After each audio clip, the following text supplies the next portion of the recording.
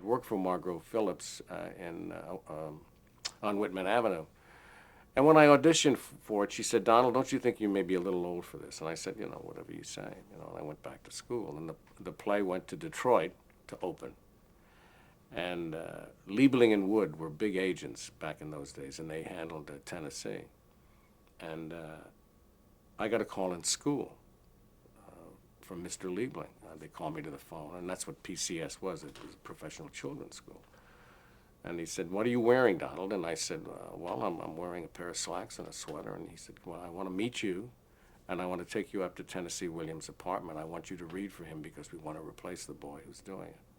And Miss Jones is in Detroit, and she recommended you." So they took me to Mr. Williams' apartment. It seems to me it was somewhere around 56th or somewhere near the Queensboro Bridge. And they gave me the script, and I read it, and he said, "He'll be fine." And that night, my mother and I were on the sleeper to Detroit. And I saw the play the next day and rehearsed, and then went in the night after that. In the Broadway play, there's a prologue. I don't know if you know Summer and Smoke, but it's about a doctor and a minister's daughter. And they have a scene as children in front of the angel, which is kind of the symbolic thing between their two homes on the stage. And it's just the prologue. That's it. It's about maybe an 8 or 9 minute scene.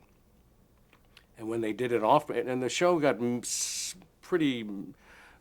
some good reviews, but nothing like Streetcar had gotten. If it had come first, it would have been a hit, but it came after Streetcar. And we only lasted on Broadway at the Music Box, I don't know, maybe 3 or 4 months. I don't really remember. Then they did it off Broadway, and Geraldine Page did it. And it was a hit off Broadway, and it made Geraldine. And they didn't use the prologue in that.